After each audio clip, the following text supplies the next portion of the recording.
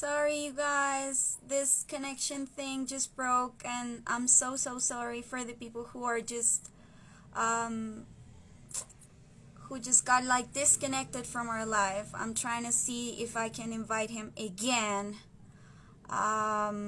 So sorry, people. Gee wee.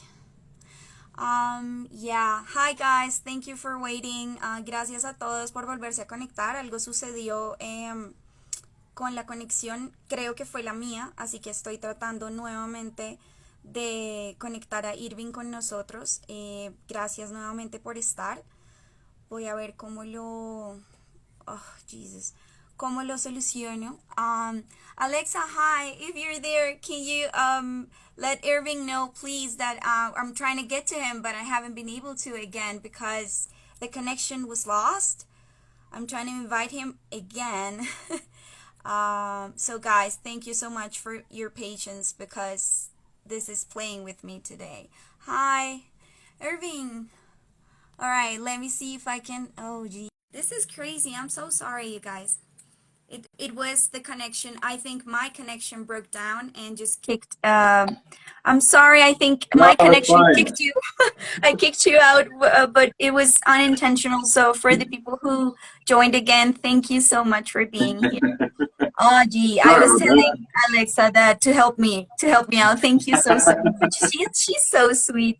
I hope I She's the get to meet pro. her one day. Yes, yes. Um, but thank you again for being here. I wanted to maybe just thank you, Devin, for coming back because my connection is crazy. I'm gonna start with some really like common basic questions that we do for everybody, just for Okay. people to get to see how you are as an artist, how you work as an artist. These are very generic, I would say. Sure. So the first one would be, how long have you been drawing for? I mean, as long as I can remember, the earliest drawing I remember doing was in the back of an encyclopedia in like kindergarten. It was like a stick figure Wolverine from X-Men. Um, That's cool. Probably the oldest like memory I have of doing any kind of drawing. But no, I've been doing it as a kid. I've always been interested in it. I used to do a lot of, like every kid does, comic book work, copying comics, Yeah. copying, anime stuff. I used to like record VHS, like all of my favorite TV shows on like Toonami, Cartoon Network. And Right. So you would say you do use like references and things like that. This is how yeah, I it mean, started out, yeah? now, yes, of course. Back then, I just drew whatever I could get my hands on, drew out of my head. Um, and then, I went to, yeah, I don't want to get too far, and I don't know if you're going to ask a different question. I was just about to jump into like schooling. No, Um, but if you'd like to share with us about your schooling and what do you have a title? What type of title is it? Is it something that is satisfying to you at this point, or did you just drift away from that? sure, sure. Well, like, I'll touch on it quickly. So I didn't go to like any like a art high school or anything. Um, I used to work at an airbrush t-shirt shop All right. in the Bronx many moons ago, and that was like my first experience with painting and doing any kind of commercial work. So my it's like one of my best friends, my mentor, my old teacher. His name is Mark Lawrence. I used to airbrush with him. He taught me how to paint. I was probably 15 years old at the time, All and right. I was doing T-shirts, like cartoon T-shirts, Biggie Smalls, Tupac. It's like Yep. Brunch shit. Devin says brunch exactly. shit. I'd say, yeah. He knows what's up. Used to Yeah. paint sneakers, like that. That's what I did for a job until I don't know, maybe halfway through college. So that was my intro to like the world of commercial art and like painting for money. But I also learned a lot about painting when I was doing that kind of work. And then for college, I went to FIT. I studied illustration there. And at the same time, I started going to a school called Grand Central Academy. Um, Okay. and I think now it's called the Grand Central Atelier. I think they've changed names, but yeah, I pretty much did those at the same time.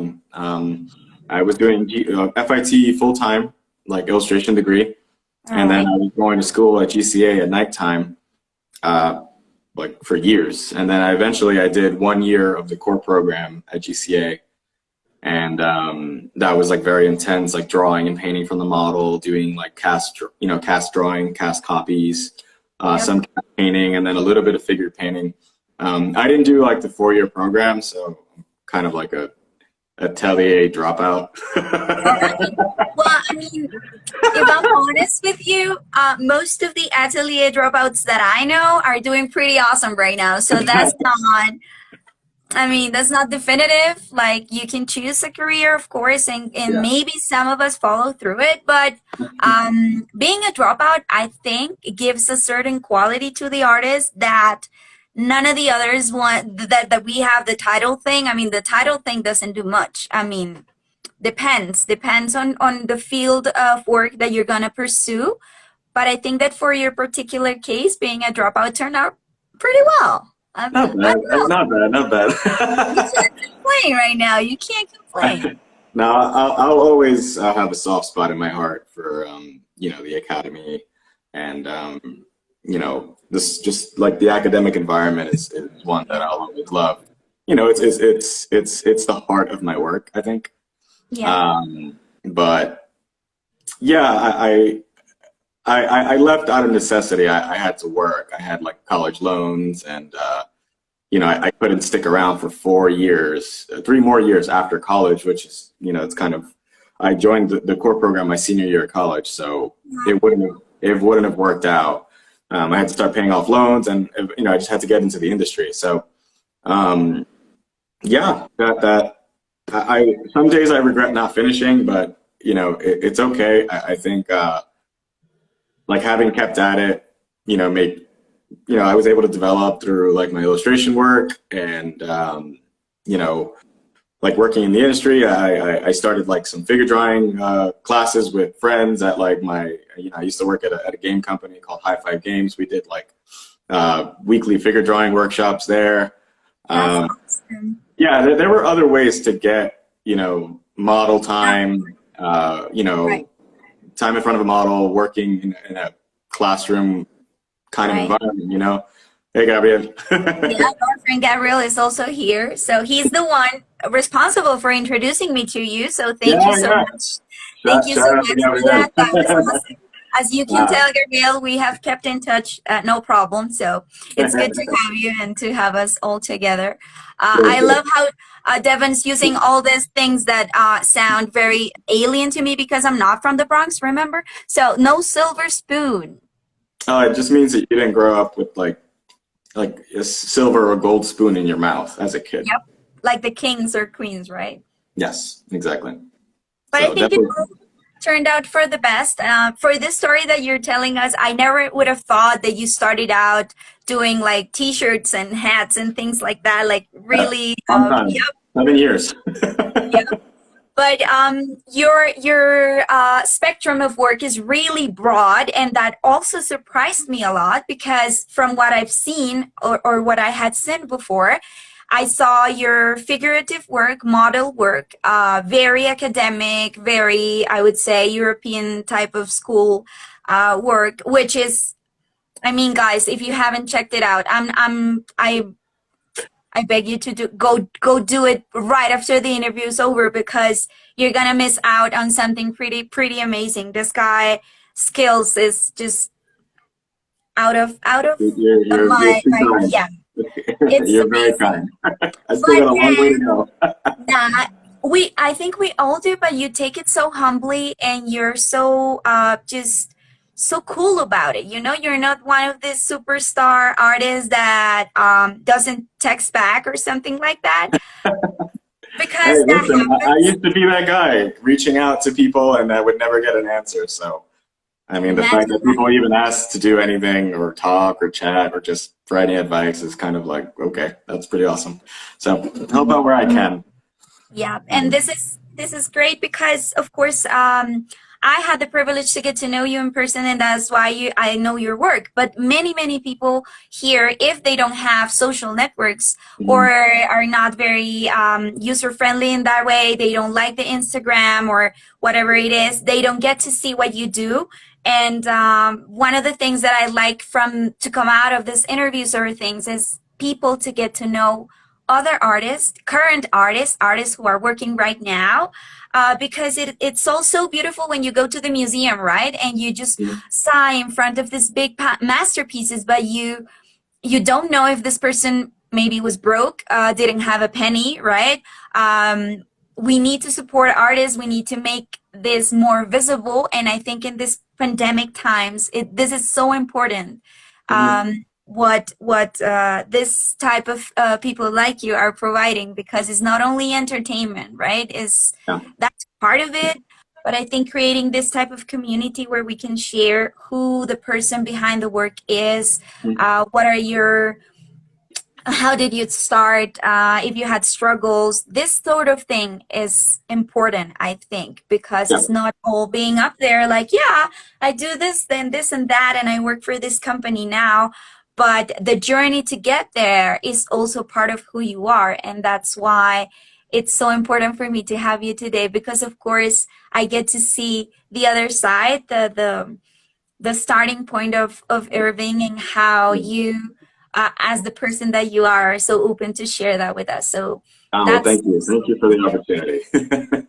Para los que se acaban de unir y que de repente no hablan muy bien el inglés o no, esta entrevista pues va a ser en su mayor parte en inglés, precisamente porque Irvin Rodriguez, él habla inglés. Así que les cuento rápidamente, es un artista, pintor. En este momento está radicado en los Estados Unidos y ha estado desarrollando varios proyectos, entre esos su proyecto personal. Él pinta, hace, dibuja, etcétera. Y nos está contando un poco de su trayectoria, cómo inició y lo que viene, digamos, ahora para los proyectos que él tiene, que es bien interesante. Si quieren, digamos, conocer un poco mejor sus proyectos, tiene una amplia, digamos, ha compartido una amplia sección de sus proyectos aquí en Instagram. Y si no tienen Instagram, if people say don't use Instagram, where else can they find your work? You have a website, right? I do have a website, which is like currently under construction, but it's got like a little splash image on there, and it'll lead you to Instagram. I'm going to be putting up my new website probably, I don't know, in like another 2 months or so, with like all my new digital work and new paintings and stuff like that. And then I'm on Facebook also.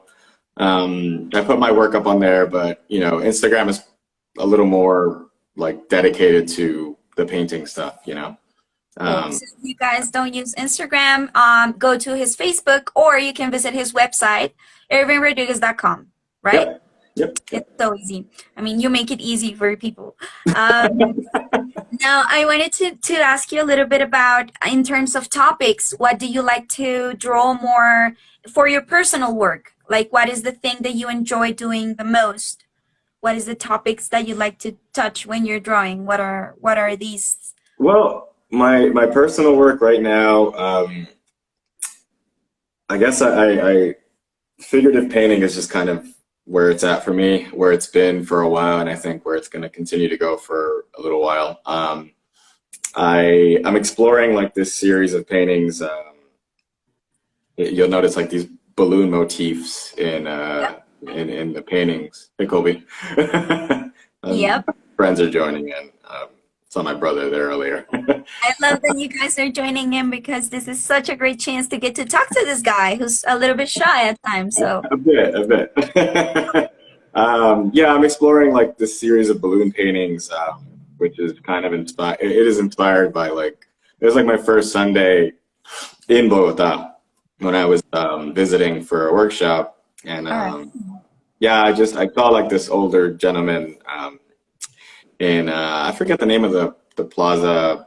It's like the historic plaza where Plaza Bolívar, maybe. Yes, I think so. It's where they do the Sunday, like they have like the Sunday market with all the people like selling goods and stuff.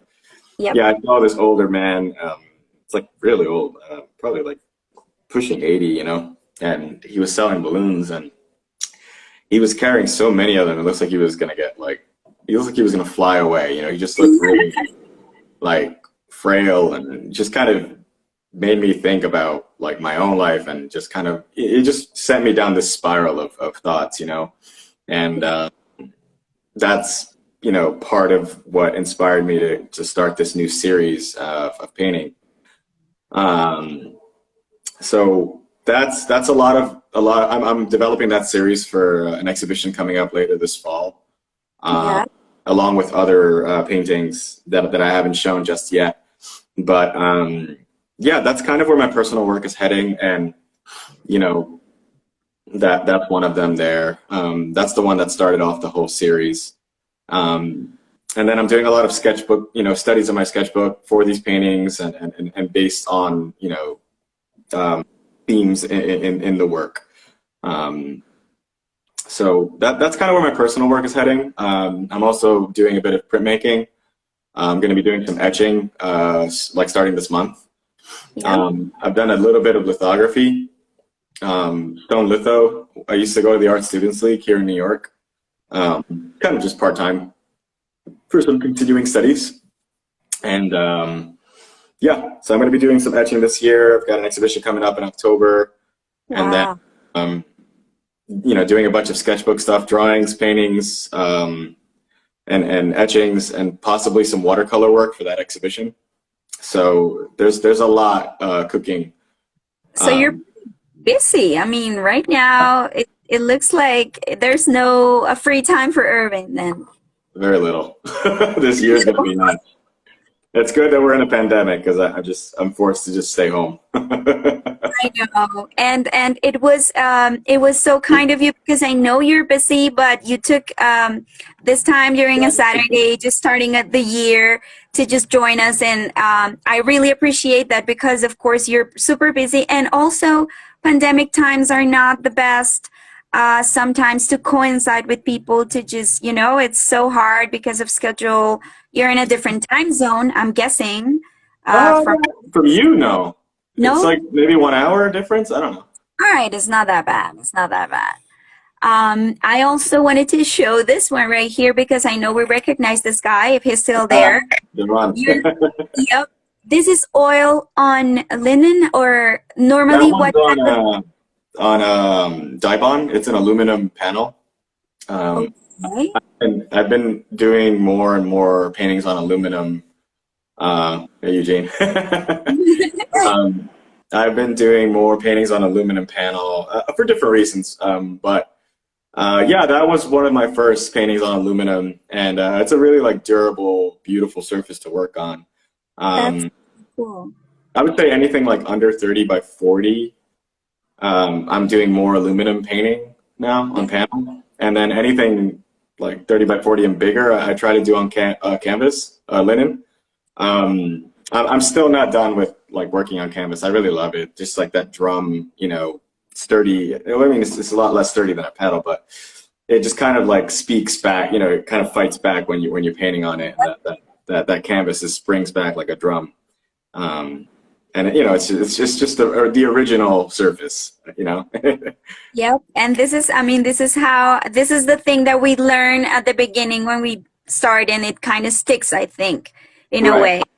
In a right, way, right. I personally shy away so badly from painting because maybe there's this thing of, oh, everybody, there's so many people out there doing it and they do it so well. And what makes me think that I can do it, right? But um, how did you start? Like, how was your journey with painting? Was it sometimes not that easy? Did you find it hard to get, like, to find your quote unquote style to work? Well, I guess the style thing is not.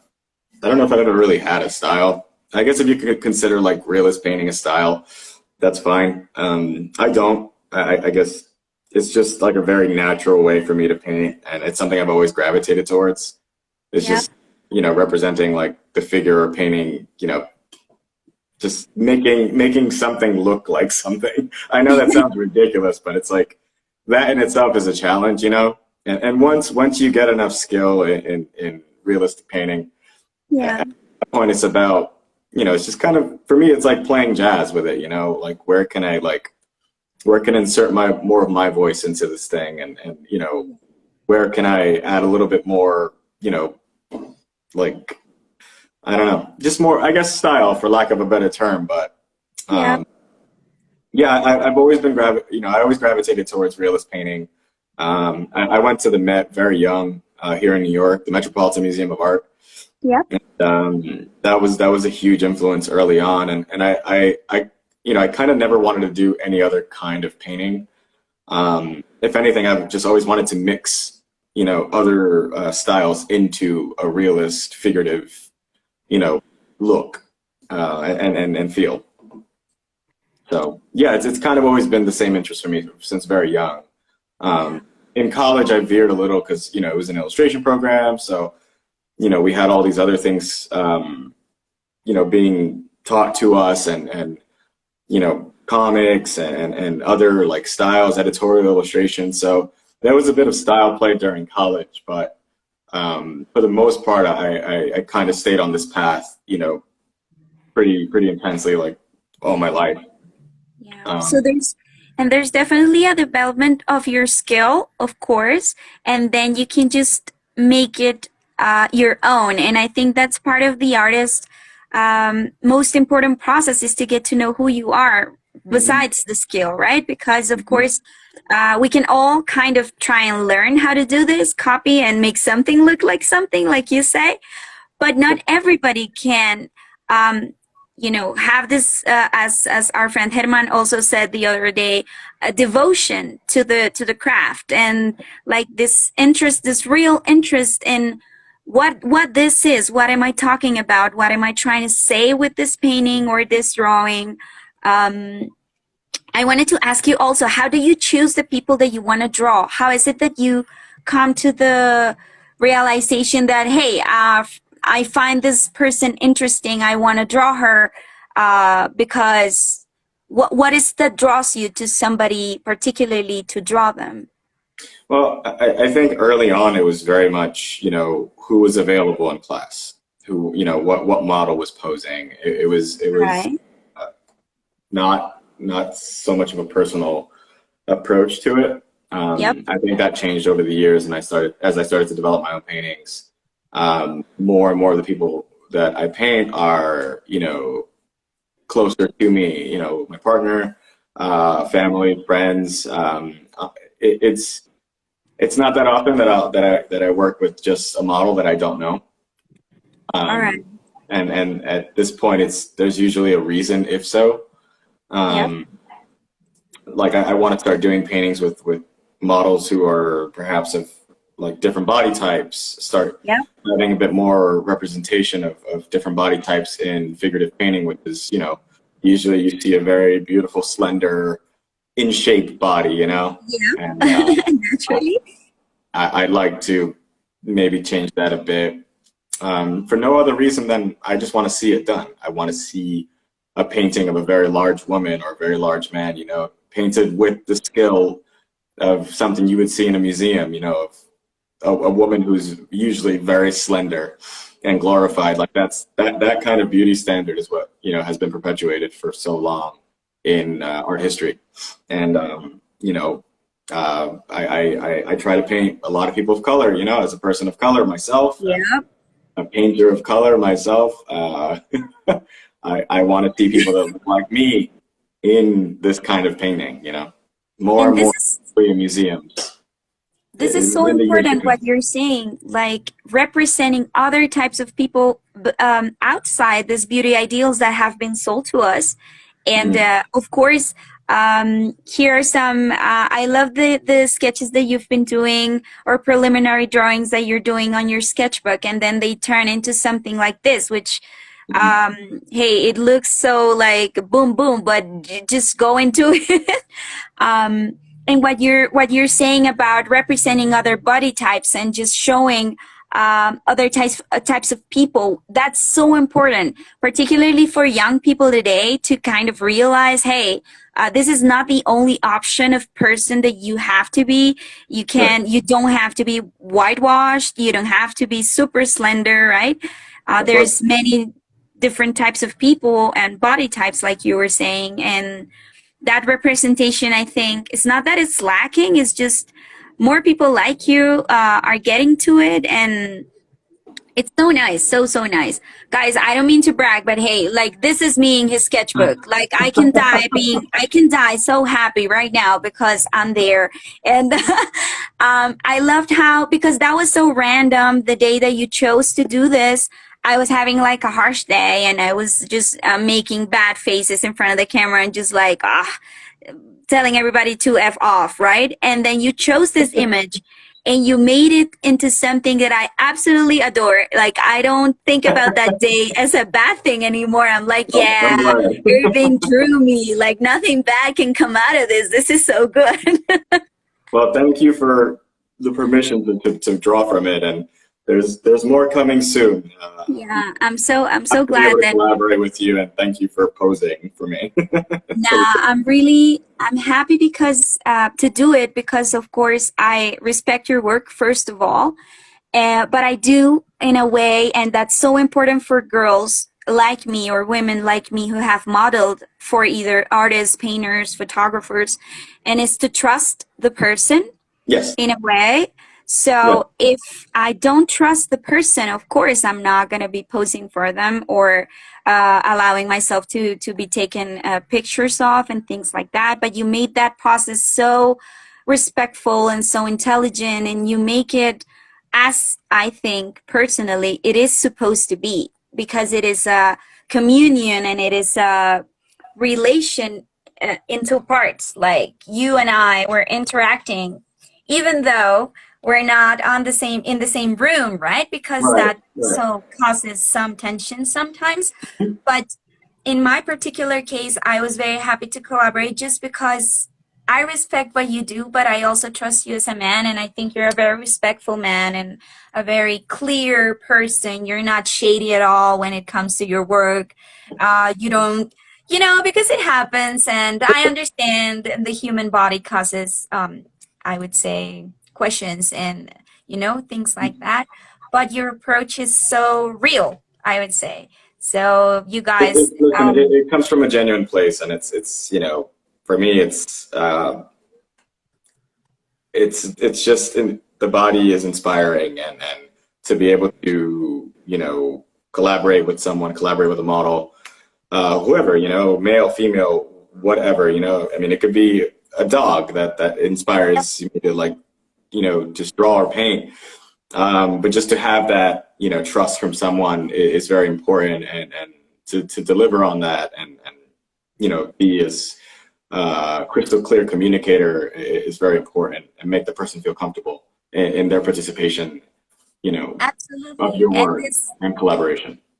This representation that you're talking about, and I'm guessing is not sometimes that easy maybe to find for example, a not so idealized figure person to pose, because we're taught so much, like, you need to be thin, you need to be taller, you need to have long hair or short hair or whatever it is that they're selling at the moment. But taking this time to just portray real people in their real lives and just a real body, we all have things that we're insecure about, I'd say, and women particularly more than men, I would say. But this is a way of kind of an eye-opener, right? That we all must inhabit this thing of flesh, and that is all different for all of us, and we're all worth it and worthy of being here. So making this work that you're doing, not just about a pretty model that poses for the uni, is a statement in itself, I would say. Just to say, hey. Yeah, I guess I try not to I don't know. I've struggled. I with the idea of, I struggle talking about my work a little bit, because I don't do a bunch of writing, or there's no essays or any long drawn out explanations or any of that shit. Which I guess would make me bad for galleries because they love that stuff. But they have people who do that for you, man. Like you just. And again, I'm not great at that, and like I don't care anymore. I used to care quite a bit. There was a time where I was, you know, applying for grad school for painting, and so much of, you know, what I was presented with was, you know, talking about the work and like so much dialogue. And while I think that stuff is really important, I just don't think that's my strength per se. And I think my work is very much like what you see is what you get, you know. And if there's more conversation to be had, that's great. But if there's not, then I mean, again, it's just not my strength. But yeah, if that's something that can speak to other people, you know, just like the representation of different bodies or people of other ethnicities in the work, or, you know, kind of communicating like, you know, some kind of internal struggle, or, you know, that's some of the stuff that I think I use painting as a like device to channel that for me. Yeah, if that can speak to someone, fantastic. I think it's great because it's painting and it's a visual language, and if someone can pull that kind of, you know, sentiment or feeling away from it, then that's a beautiful thing, you know, because it is a visual language and it speaks to people in different ways. So, sorry, I just went on a tangent. Yeah, but it's also because I think that's particularly the point with your work, which is not pretentious at all. It doesn't try to be super elitist and you have to have all this knowledge beforehand to just put yourself in front of one of your drawings or paintings. I think it's just so simple and so, like you say, visual. We're all visual, the ones who are lucky enough to have this ability. So why make it harder? Why make it more difficult? Or why make it so closed in a group or gallery or, you know, event where other people can't join in and be part of it, when basically what you're trying to do is make us all get together. And when you're standing next to another person in an exhibition or a gallery and you get to see somebody else's work and you be like, hey, I can relate to this. Can you relate to this? And this becomes a conversation so easily. It doesn't have to be a horrible experience because art should be for everybody, I'm thinking. And that's why what you say about the body types and things like that, I recently just talked to my students in another Instagram that I have about this, because about bullying and being the ugly duckling because you wore glasses or you were not the stylized type of woman, right? And then you turn that around and you're like, hell no, this is not how it works. I love who I am and I love this body and I try to treat it as respectfully as possible.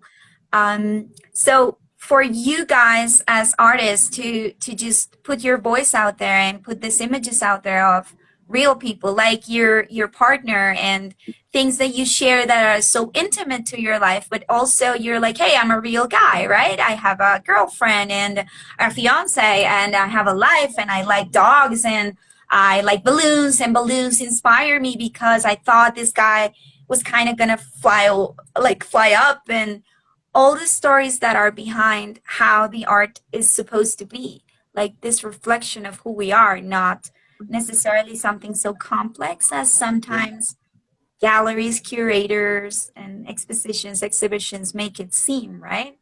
Yeah. Again, it's just, for me, I don't want to over-intellectualize the work.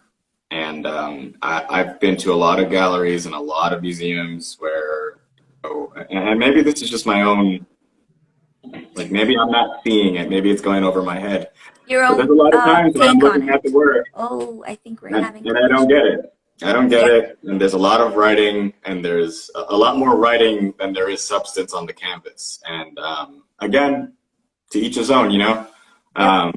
But I just refuse to like participate in that with my own work anyway. No, but that's particularly what interests me about artists and creators like you, which is real people that make real stuff. And because art was for a long time very, very for an elite, right? And you need to have this sort of knowledge and this sort of I don't know, this kind of background to be able to be part of it, right? Mhm. And if you didn't go to art school or you don't know art history or whatever it is, then you're not kind of allowed to be a part of it. And Sure. that to me is still today a little bit crazy, that position. So when you say I don't want to over um, rationalize and intellectualize this, Mhm. that's such a maybe it doesn't seem to you that way, like it's so strong, but it is, because you're a big creator now. You're doing some really big stuff, and still you're like, yeah, I like drawing and painting. I don't want to talk about it so much. I don't want to create a big text about why my work is important.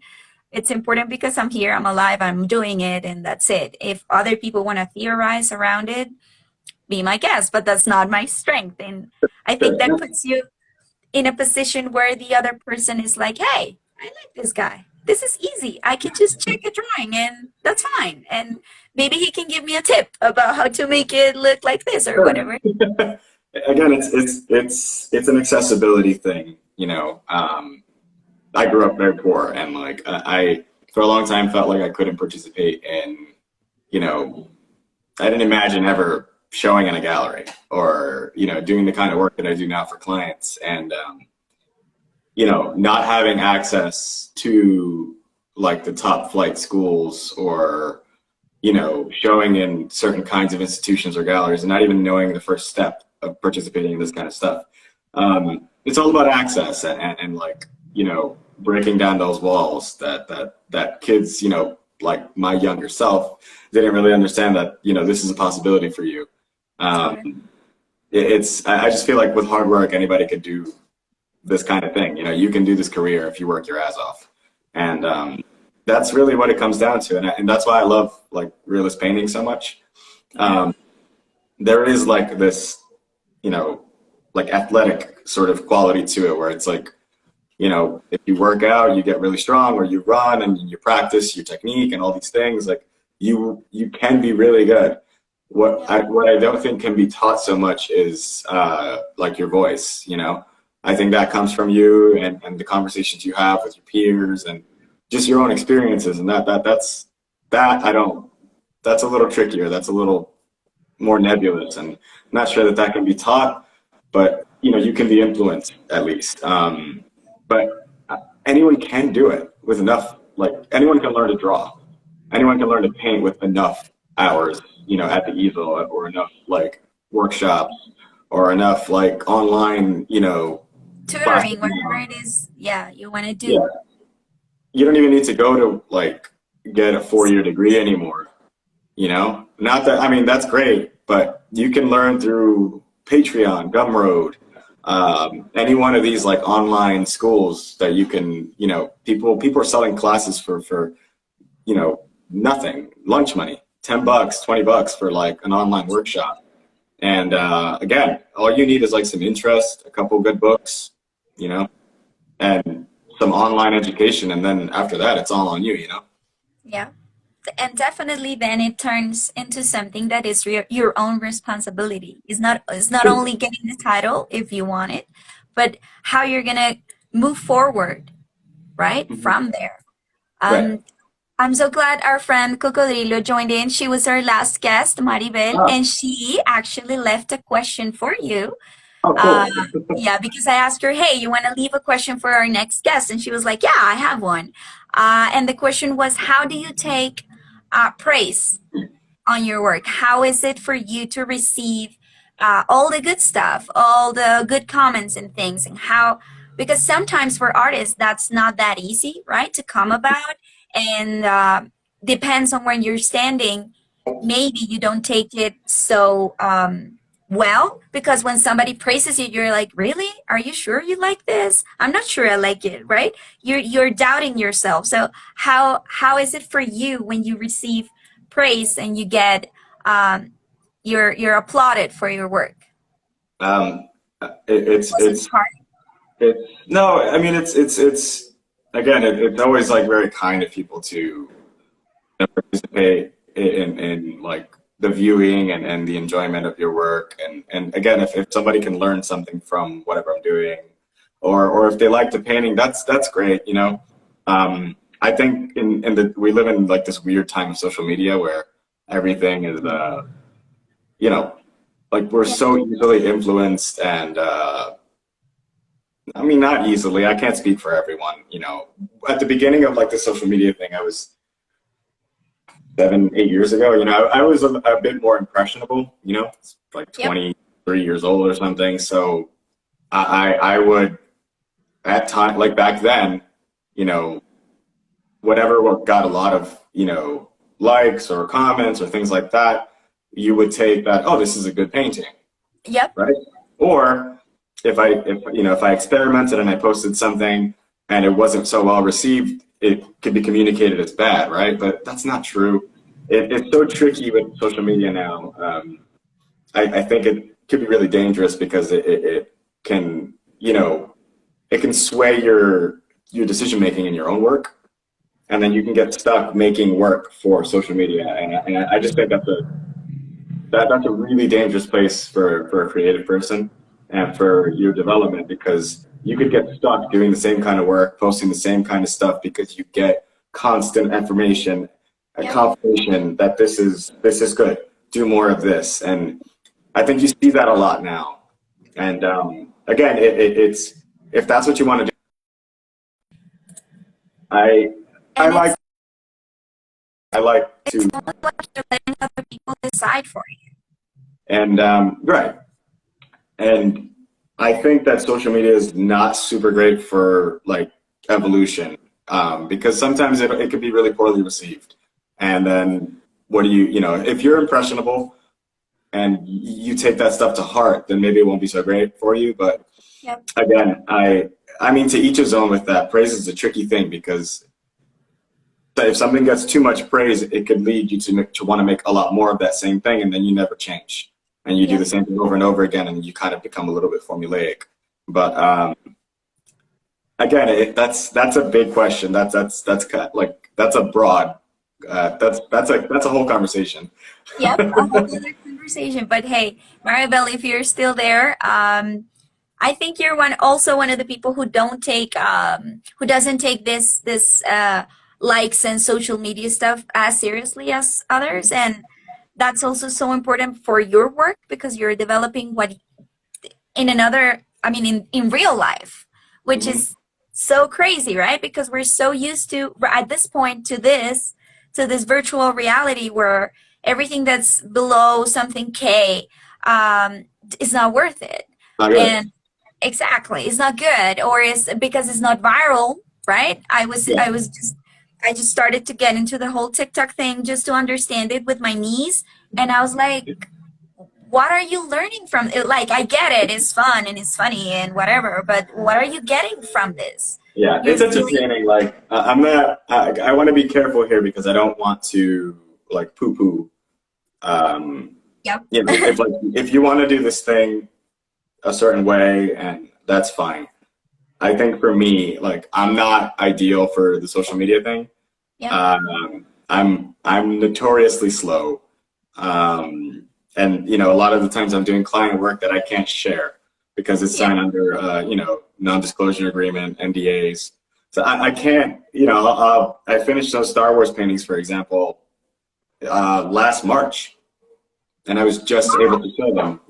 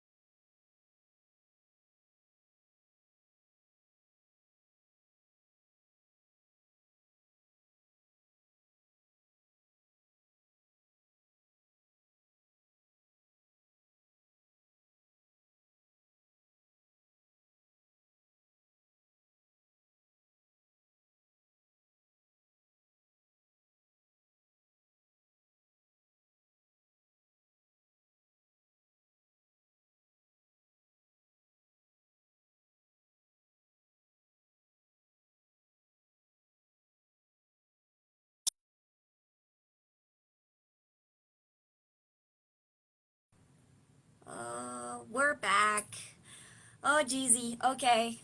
Hoy no ha sido un día muy sencillo en cuanto al tema de la conexión y de el internet como tal. Está fallando, creo que en este caso falló el de Irving, pero muchas gracias a los que se han quedado hasta el momento.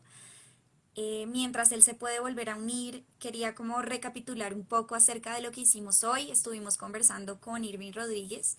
Es un artista pintor que se encuentra radicado en los Estados Unidos. Como ustedes saben, y si no lo saben, les cuento, el interés que tiene Drawing Days es básicamente compartir un poco sobre la trayectoria y el trabajo de los artistas en diferentes lugares del mundo, artistas contemporáneos, artistas actuales que se encuentran, digamos, activos en este momento y qué es lo que están haciendo. Y el día de hoy tenemos la buena fortuna de compartir con Irving un poco de su trabajo y de cómo él... hey, Sorry about that. I think we keep reaching like the limit of the live, and then yep, it has to reset. So yep, it's all good. I was just kind of doing a little summary for the people in Spanish, just for quickly, sure, just sure, sure. to give them a heads up. Y bueno, entonces hemos llegado a un punto que es un punto favorito para mí y es el punto donde hago las preguntitas rápidas. Estas preguntas rápidas nos permiten conocer un poco de cómo el artista realmente trabaja en su tiempo, digamos, de creación. So we're going to go to our super quick this or that questions. The idea is that you don't think about it so much, right? All right, all right. I shoot and then you say yes or no. So eraser, yes or no? Yes, of course. Yes, definitely. All right. Oh, I like this one. Cutter or pencil sharpener? Both. A sharpener left, cutter more for charcoal. I use carpenter's pencils, which are these Yep. really Thick. I have like huge wooden pencils, and that I use the cutter more. And then I also use a sanding block, sandpaper block. Sandpaper. Oh, I don't have a drawing for that. I'll make Yeah. that next time. There you go. I don't have a drawing for that. All right. So, do you prefer your mechanical pencil? Are you a mechanical pencil user or a regular type of pencil? Both, but I have more mechanical pencils than traditional. Why? So- Is it something about the grip or what is it that you like? I change leads often, so I'll use like HB to start a drawing, 2B for a little darker, and I go all the way up to like 6B and 8B, which is very, very dark.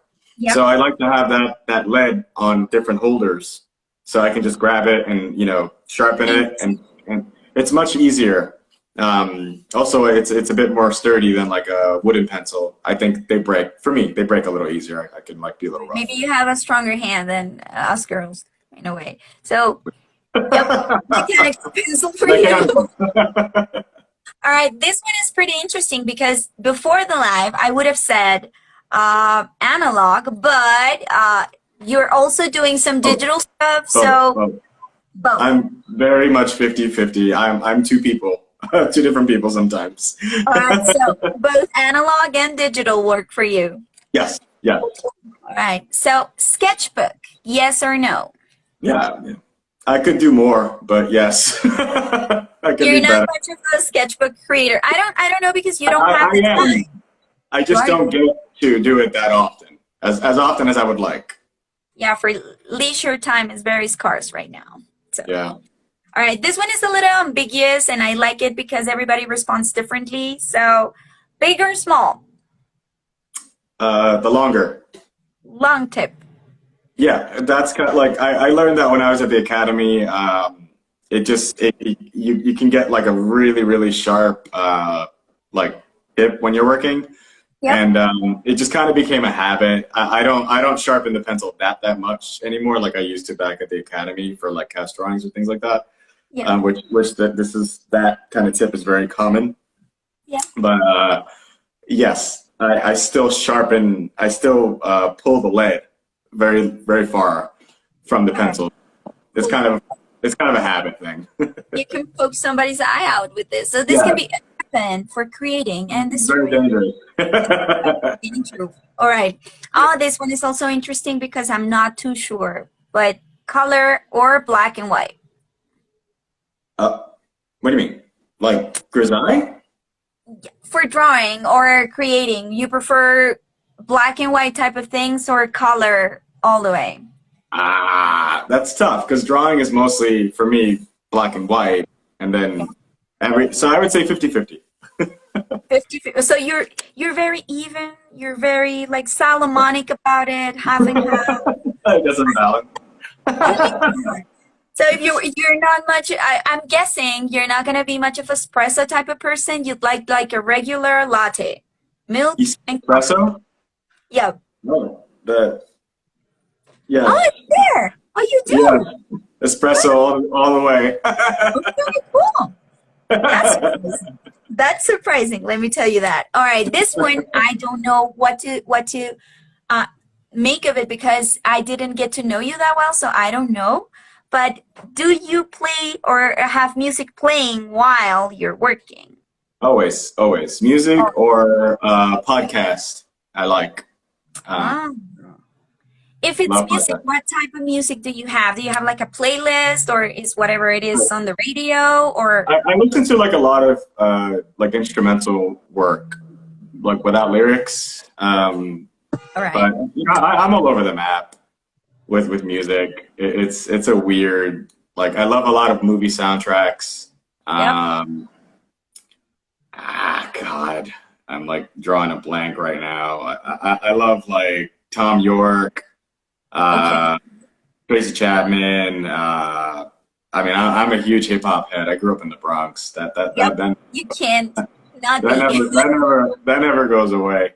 I like so much. I've been listening to a lot of video game soundtracks lately. Now that at the job, I love like the track for The Last of Us and Part 2. Yeah, movie soundtracks are big for me because there's such a range, and I don't have to change it that often. I just let the whole thing play.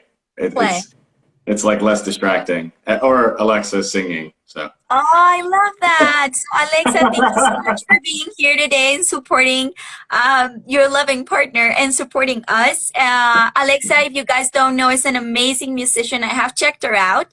I have to say I'm fandoming her a little bit as well, and it's pretty cool, you guys, because while you're drawing, she's singing. This is so super romantic, like a movie.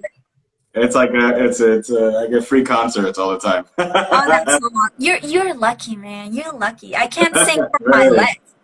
I have this horrible, I don't know what should I call it, drawer type of person voice that is like, I can make funny voices, but I can't sing for my life.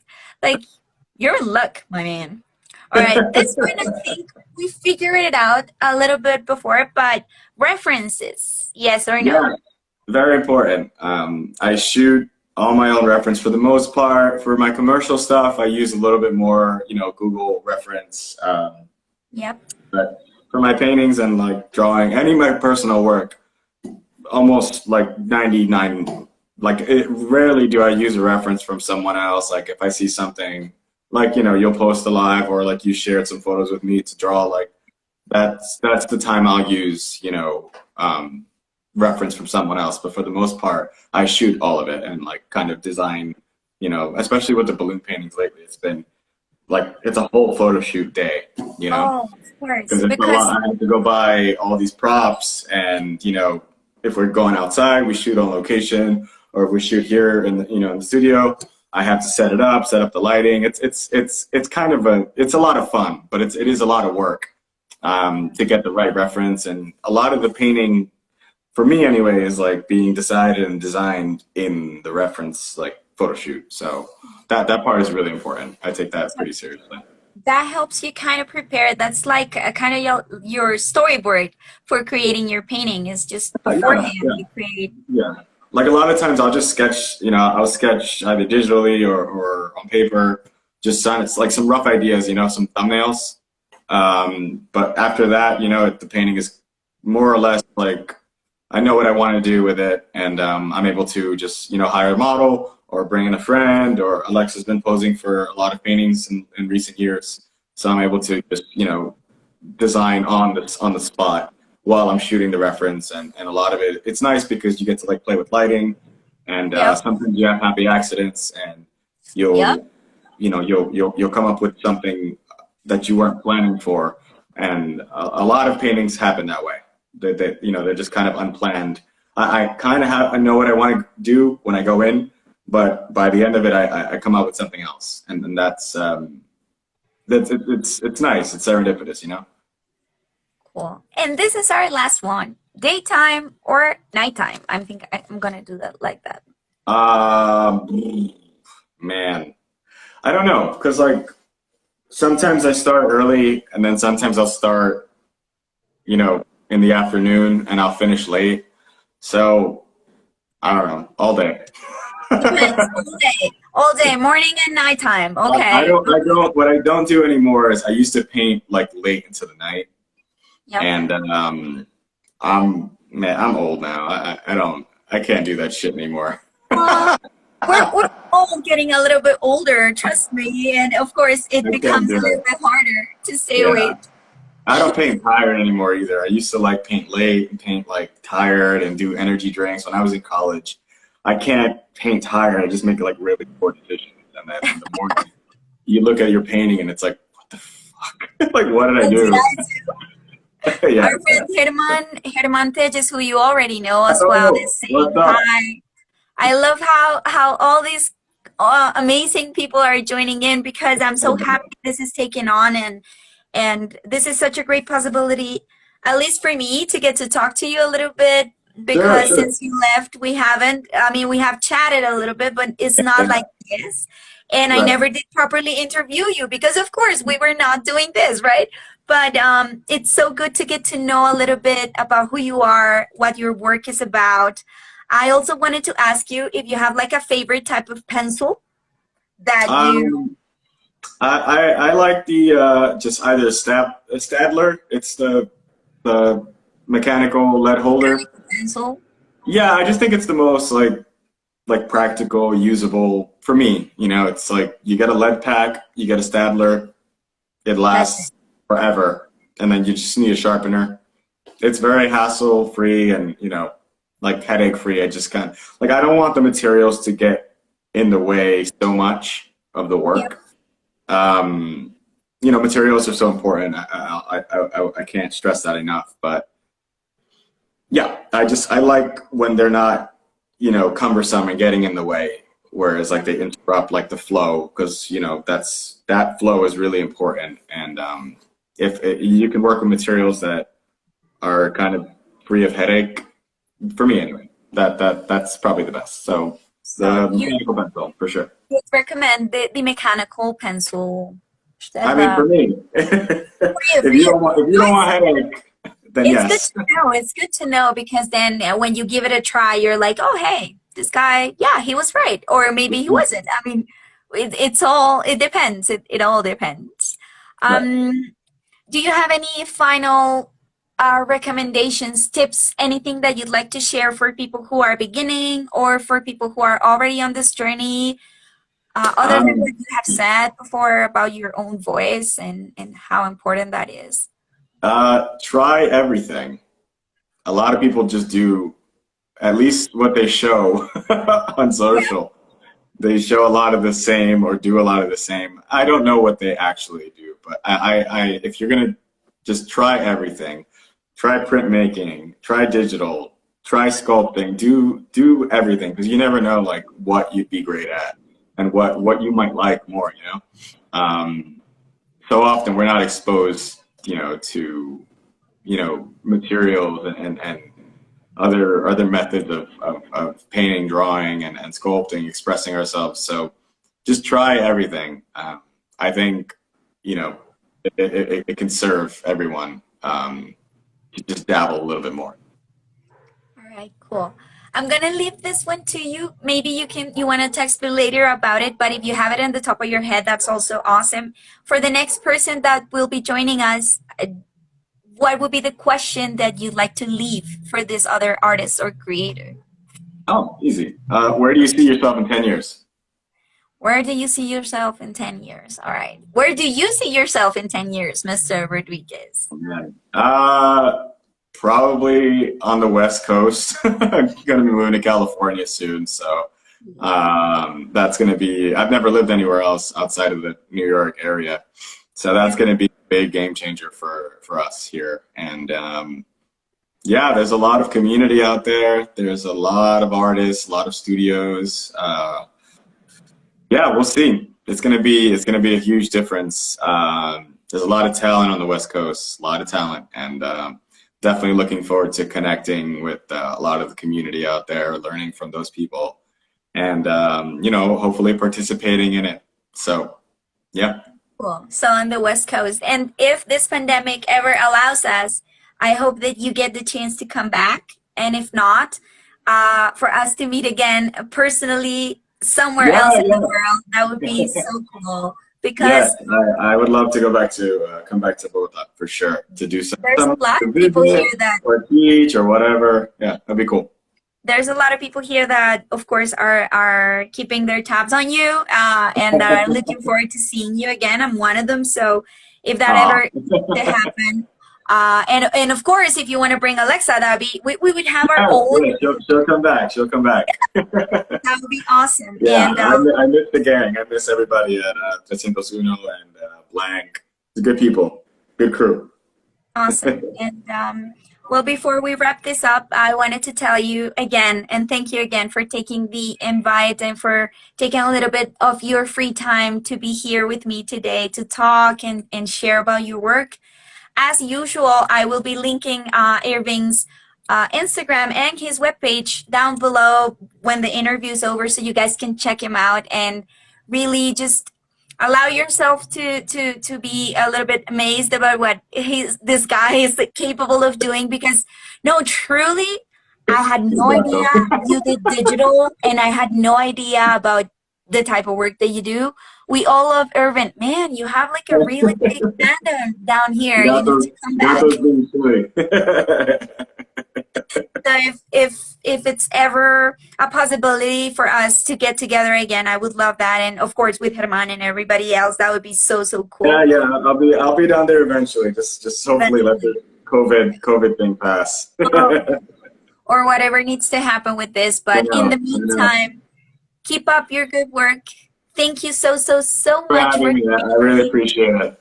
I This was fun. and you're not as shy as people think. Hey, like yeah, you put like your pretty smile and you're like so open about talking about your work and that's all this is about. Like this is all about getting to know the person behind the amazing paintings and the digital creations and all that you're doing. So Thank you, thank Lena. you I appreciate your so much. time. Thank you for having me. It's a pleasure and we'll keep in touch. Thank you. Yes. Take care. Enjoy your weekend. You Peace out, too. everybody. Bye bye. Bye. Y muchísimas gracias a todos los que se quedaron, esperaron nuestros problemas de conexión, tanto de Irving como míos el día de hoy. Espero que haya sido una experiencia más agradable para ustedes y nos vemos en un próximo live con algún otro creador o artista. Muchísimas gracias. Chao.